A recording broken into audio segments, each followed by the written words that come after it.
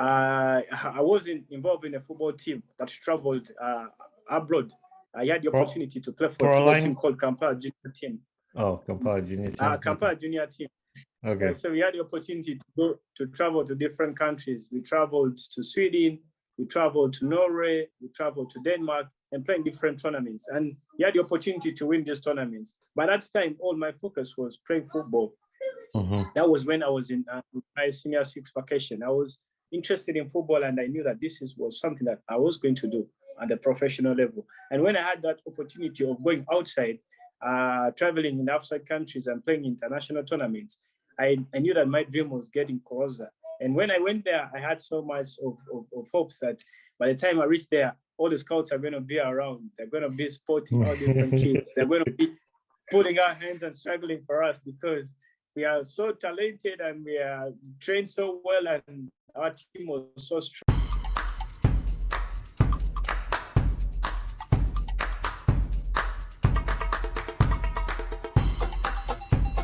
Mujevale.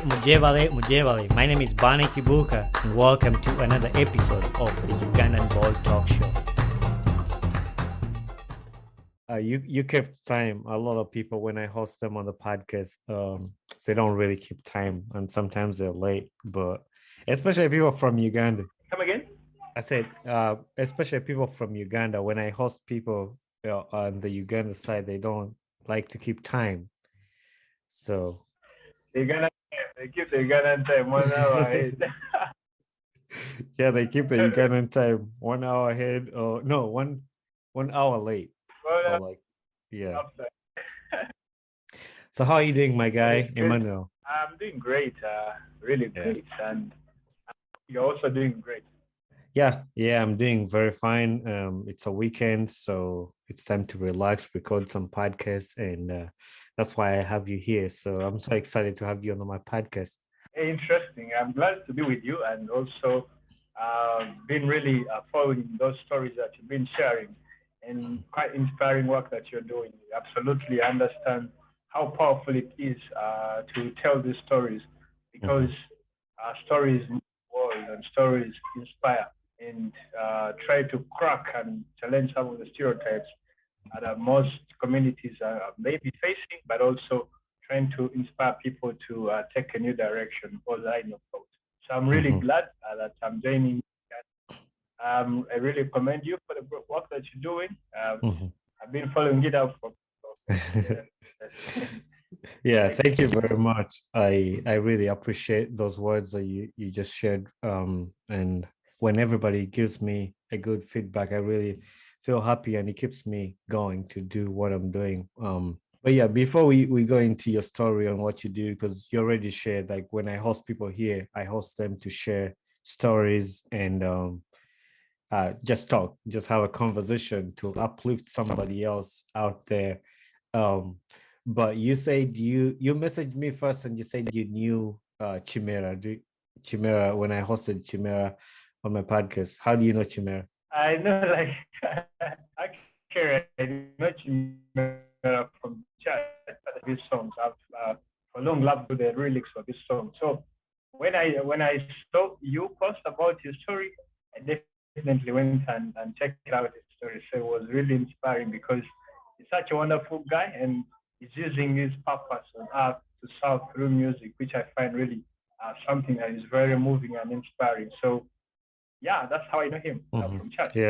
Yeah, he was a great guy, and he came on here, shared his story and how he's doing music. I love his music, and that's the whole reason I always like listen to his music, and they uplift, they give you joy, happiness.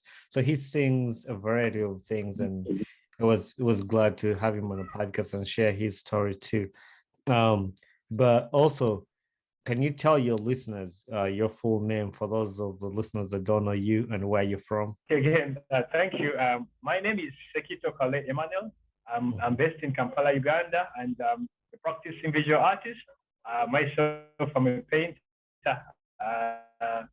having graduated from Makerere University, and my interest has always been finding purpose for me as a person, but also using my craft to have an impact on the lives of the people that are around me.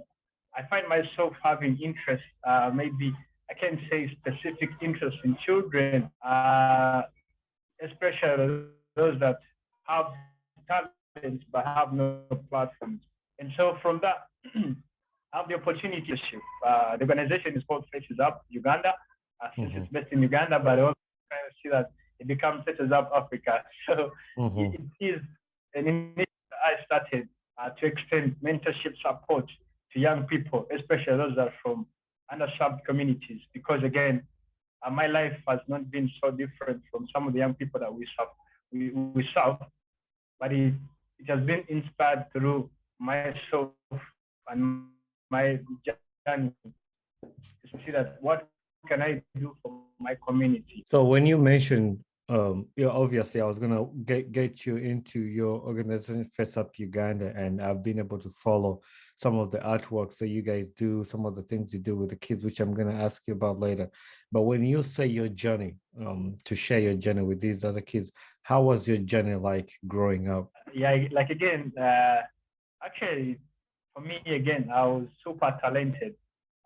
Before I even became an artist, I was a football player. I used to play football when I was young.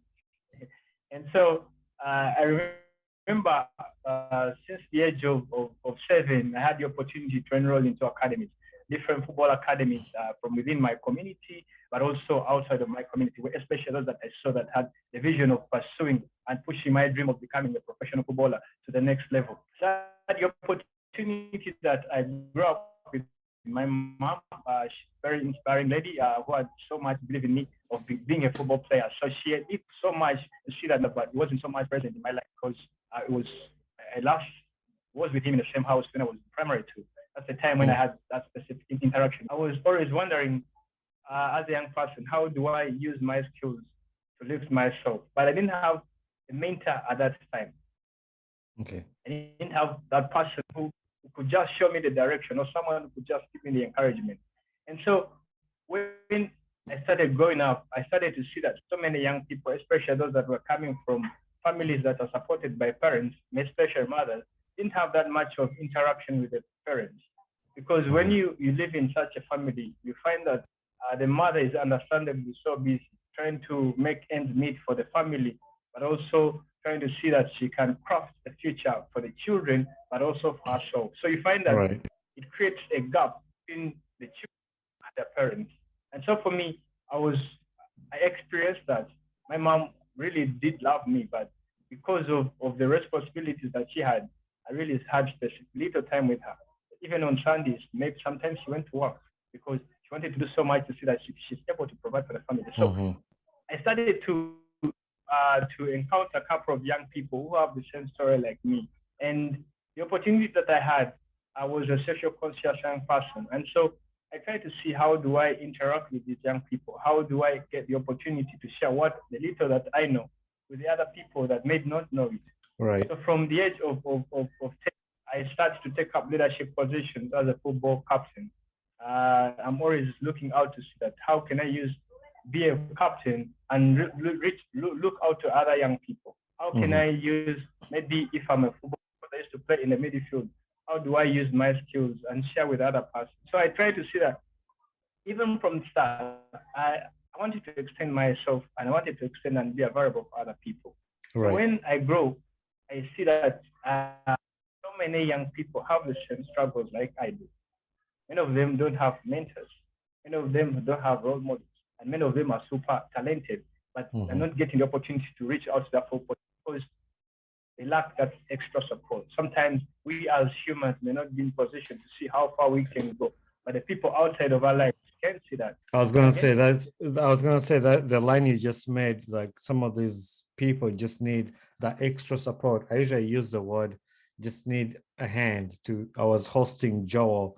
If you have listened to that episode, Joel, who was talking about my home stairs, which is something similar to, I mean, it's not the exact things of painting, but in the same context of trying to help somebody else. So, and I made a point of like, some of these kids just need a hand to hold to. Like that could be a mentor, that could be somebody who just to hold their hand to walk them through something. It could be what you're doing teaching them how to do some painting, to have a hobby, something that can take their minds off the issues they have at home, whatever circumstances going on in their lives. Like, I feel like that can, like, painting can take their minds away. So I really understand it to a personal level when you say some of these kids just need an extra hand or a chance.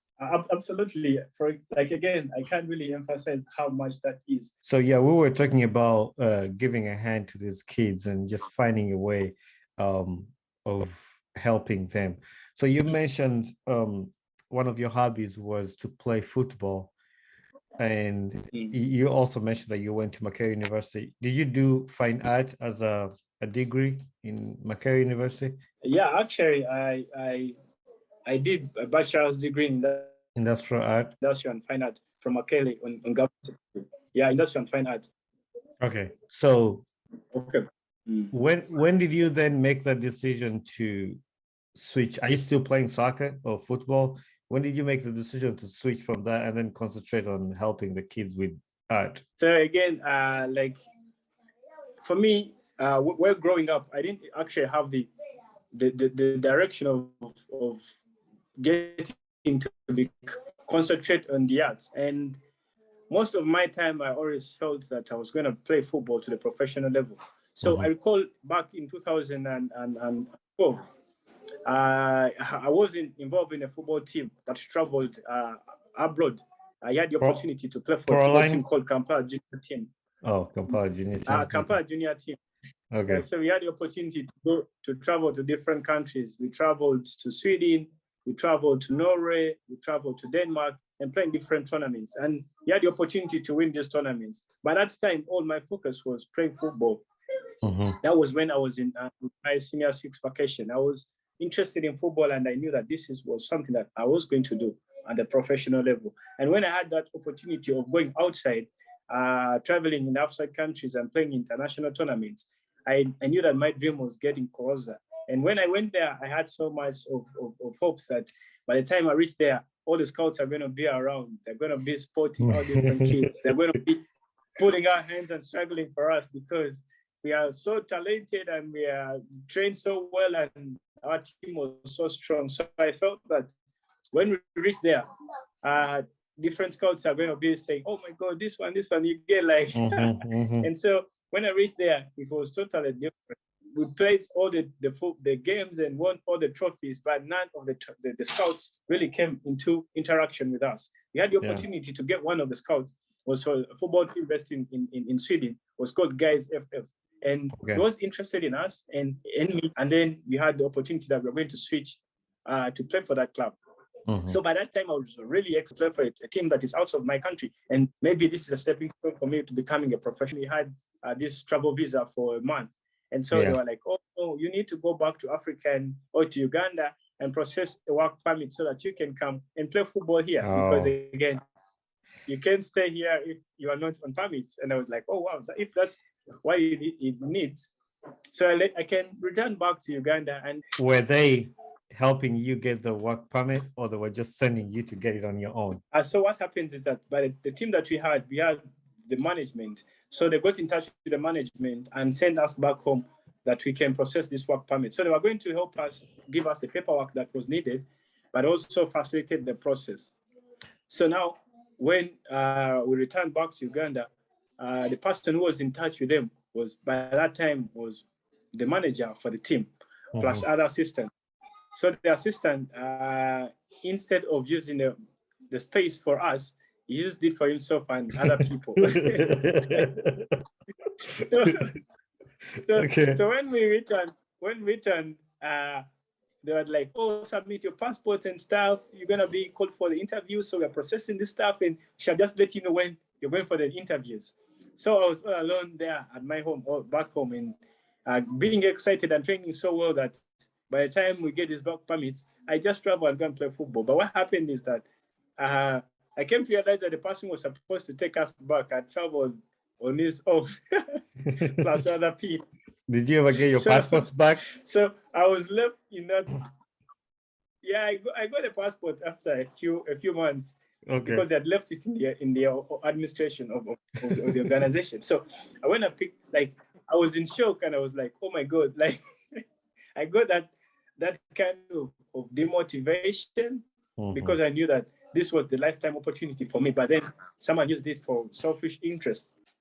And so by that time, I somehow got discouraged, which I believe that any person would, but then it shifted my understanding and my passion for football. And in that same time of that disappointment, I was playing a football game that I got a serious injury. I got a serious knee injury. I was during it was like a few weeks after that disappointment, I got a serious knee injury. And when I got the serious knee injury, I couldn't play football anymore. It took me for like a couple of months to get to that position. So from that time of the disappointment and now the serious knee injury, it kind of discouraged me from involving myself so fully into football. And at that time is when I joined the university.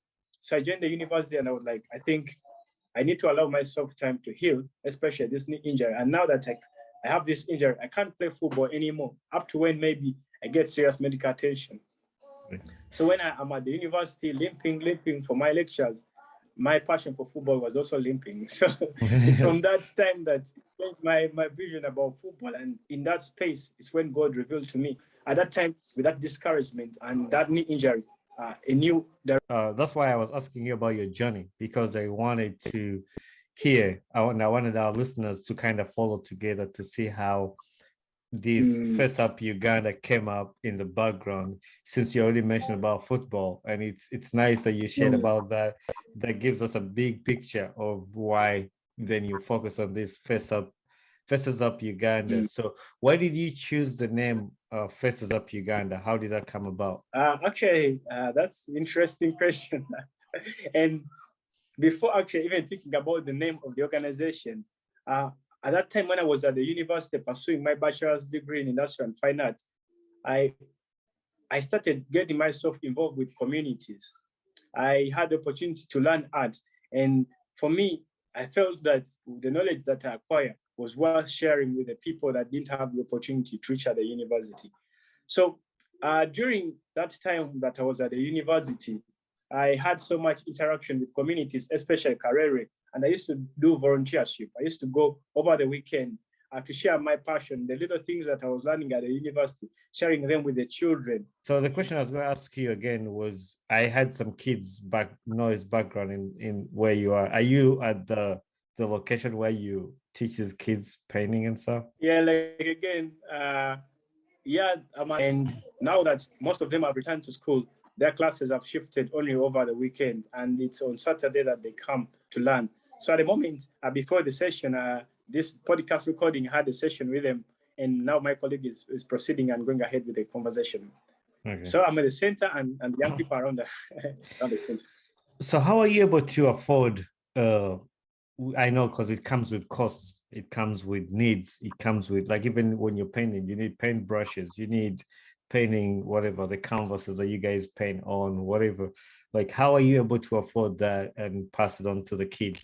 Like, again, I think what it is for us is we've strongly built an involvement and a community around our work.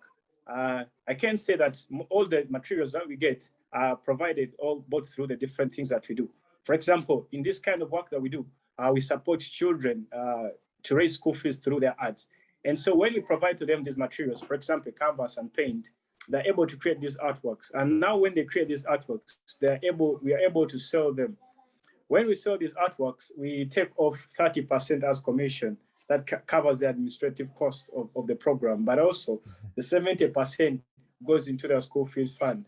So from each of the items that we sell, we take off 70% that is invested in the education of these young people, but 30% is invested into the program. So from that, some of these monies enable us to find the materials, buy the equipment that we need, frame for them their artworks, to make sure that all the materials that they need are provided.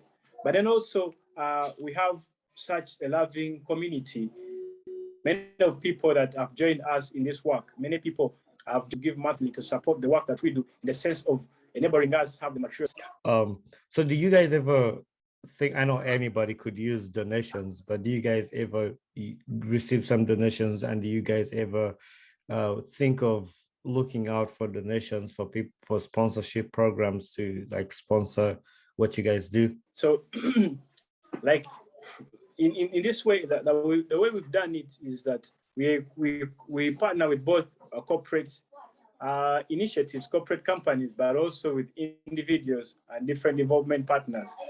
So we have people that give donations, like donate to our work, both material, but also financial, but also people that donate their time, people that volunteer with our work. And we've established different partnerships, both in Uganda, but also out of the country. We have like specific partnership with like hotels like Gratitude Zero in Kampala. We will partner with them to see how we can extend this merchandise of the young people into the space of their visitors. We partner with DHL.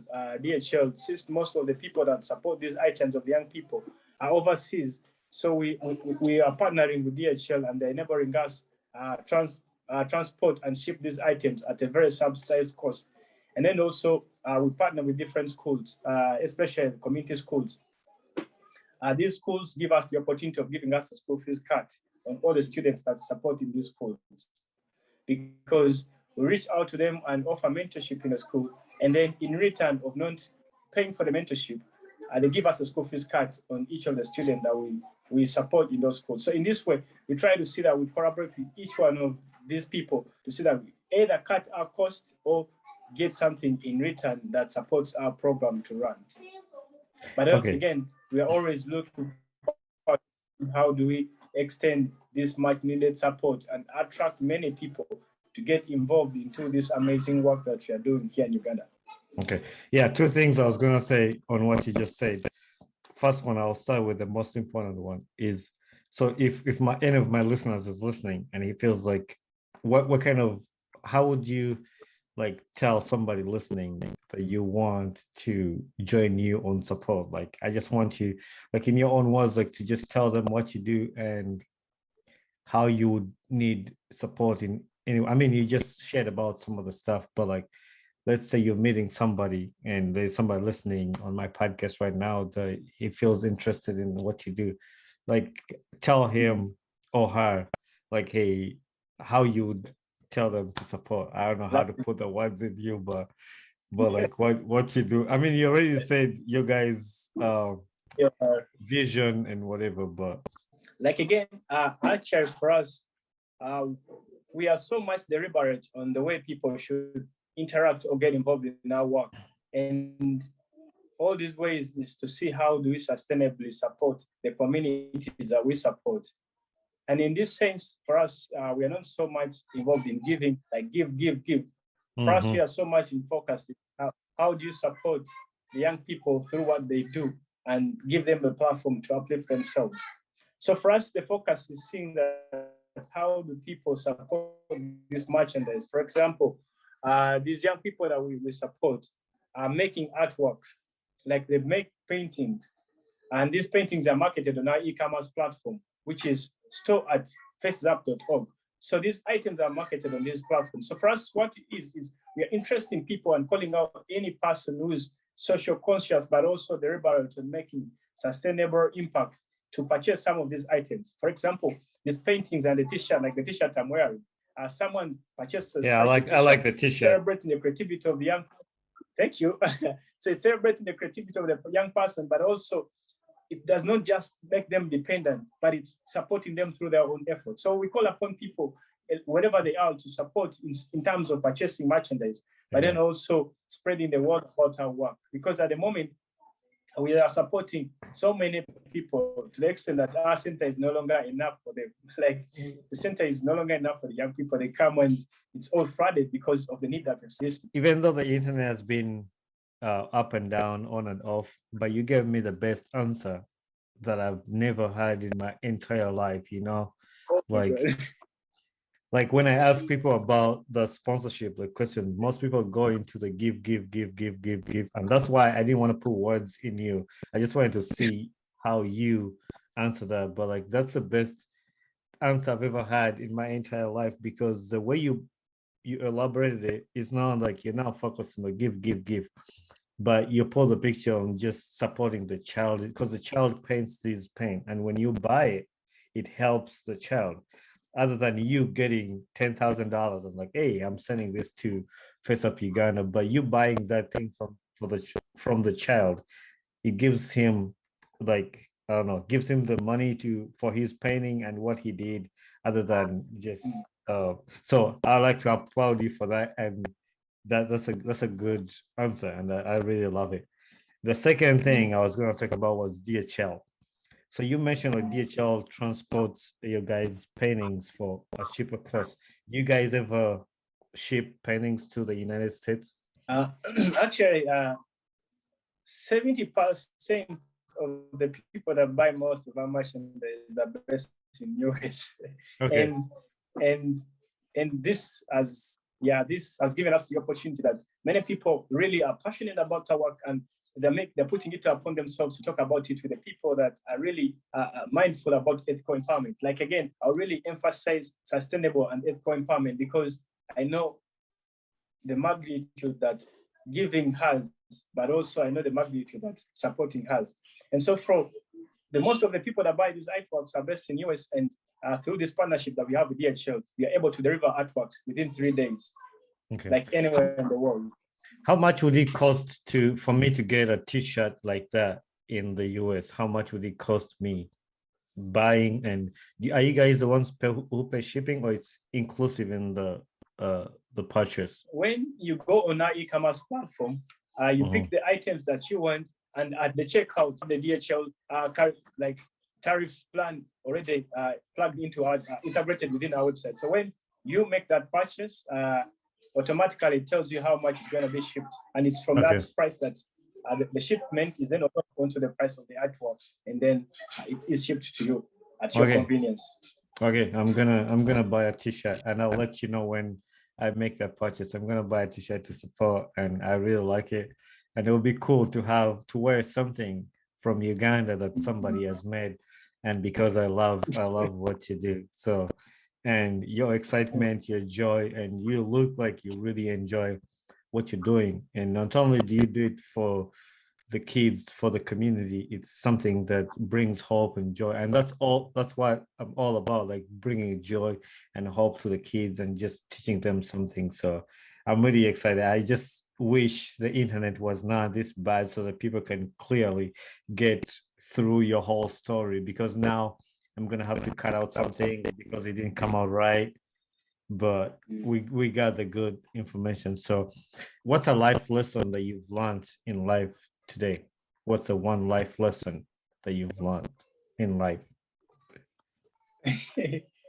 Absolutely. For me, the most powerful lesson that I've learned in life is that every person is able to do whatever that they put their mind to. Sometimes society may make us believe otherwise, but the person has all the control within what they believe. For example, if someone believes in whatever that they're doing and they're passionate about it, they're in position to shift the space, they're in position to move the mountains, and they're in position to reach out to whatever that they want. For me, I believe that whatever that every person wants to achieve, they're in position to do regardless of where they are and what they have. It's the determination and have that self-belief that gives you the courage to pursue whatever that you want to pursue. And then in the end, you achieve it. Nice. Yeah, I like that answer. And the other question is, what gets you excited about life? What gets me excited about life is the possibility that the human mind can do. Like, there's absolutely nothing that it can't move. It's so infinite in its own ways, and it's what controls each and everything. Yeah, that's so for me, when I know the possibility that mind has to do with, get me really excited and more optimistic about exactly what it is about life. Yeah, just as simple as that. And then my final question, because we're under a minute on here to end this recording, because Zoom is going to cut us off. But who would you like to see on my podcast next? And you help me find that person. Who is the one person you recommend? Hey, I want you to host this guy or this lady on your podcast, and you're going to help me find that person. So like there's a gentleman based in Uganda. He's called Solomon King. He is the founder of an organization called Funbots, and it is teaching young people STEM through practical skills. They're teaching robotics and other science and technology, plus mathematics and engineering stuff using robotics and simple electronic keys is really great to inspire other young people. So I believe he's such a great person that you might have to host on your podcast. And personally, I can reach out to him and then share about the work that you're doing, and also interest him to also get the time to share his story. All right, thank you very much, Emmanuel. And like I said, I'm gonna do my best to put these pieces together, because we had to be on and off and on and off, but I'm sure it will work. I feel like this is a really good, you're doing a really great thing, and I wanted the world to hear about it. Like I wanted my listeners, like people, I have a lot of people who listen from the United States, from Uganda. And even though, like, I don't know, it sounds that I just want people to hear these stories. Like people do these things, like the people in Uganda that are doing these things. It's just, that's who I am, and I just want the word to go out, like for people to just know that. And that's why I was like, I just want good internet, so we don't have to miss any words, you know. Hey there, I am Bani Kibuka, the host of the Ugandan Boy Talk Show. Thanks for watching my video, and don't forget to hit subscribe and share with a friend. Tune in every Saturday at 9 a.m. Eastern Time for a new episode of my podcast. And for more information about this podcast, follow me on